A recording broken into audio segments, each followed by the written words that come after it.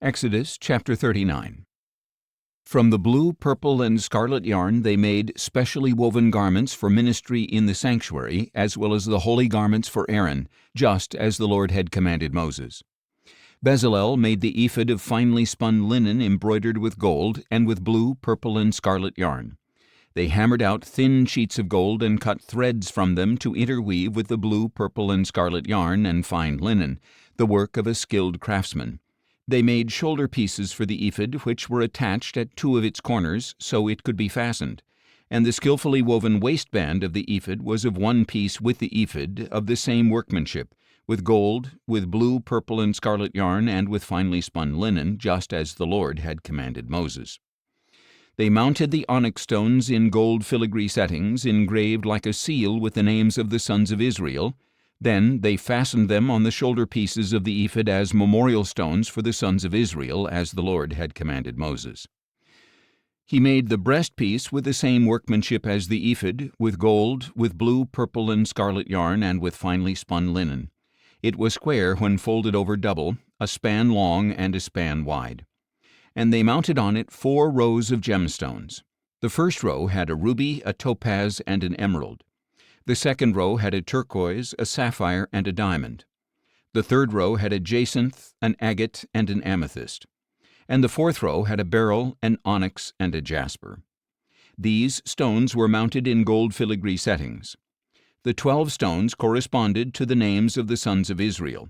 Each stone was engraved like a seal with the name of one of the 12 tribes. For the breastpiece they made braided chains like cords of pure gold.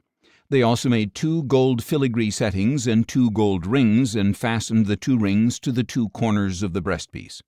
Then they fastened the 2 gold chains to the 2 gold rings at the corners of the breastpiece, and they fastened the other ends of the 2 chains to the 2 filigree settings, attaching them to the shoulder pieces of the ephod at the front.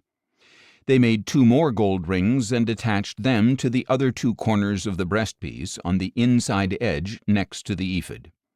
They made 2 additional gold rings and attached them to the bottom of the 2 shoulder pieces of the ephod, on its front, near the seam just above its woven waistband. Then they tied the rings of the breastpiece to the rings of the ephod with a cord of blue yarn, so that the breastpiece was above the waistband of the ephod and would not swing out from the ephod, just as the Lord had commanded Moses. They made the robe of the ephod entirely of blue cloth, the work of a weaver, with an opening in the center of the robe like that of a garment, with a collar around the opening so that it would not tear.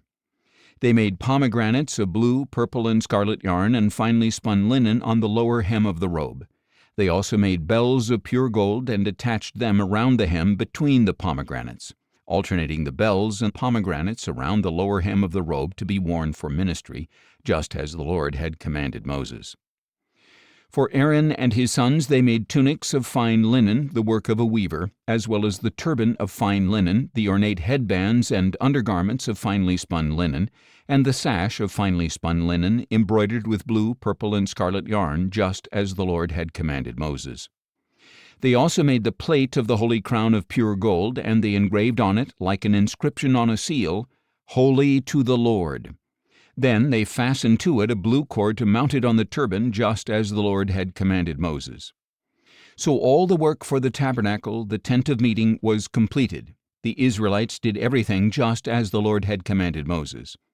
Then they brought the tabernacle to Moses, the tent with all its furnishings, its clasps, its frames, its crossbars, and its posts and bases, the covering of ram skins dyed red, the covering of fine leather, and the veil of the covering, the ark of the testimony with its poles and the mercy seat, the table with all its utensils and the bread of the presence, the pure gold lampstand with its row of lamps and all its utensils, as well as the oil for the light, the gold altar, the anointing oil, the fragrant incense, and the curtain for the entrance to the tent, the bronze altar with its bronze grating, its poles and all its utensils, the basin with its stand, the curtains of the courtyard with its posts and bases, the curtain for the gate of the courtyard, its ropes and tent pegs, and all the equipment for the service of the tabernacle, the tent of meeting, and the woven garments for ministering in the sanctuary, both the holy garments for Aaron the priest, and the garments for his sons to serve as priests.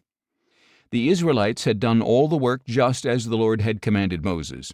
And Moses inspected all the work and saw that they had accomplished it just as the Lord had commanded. So Moses blessed them.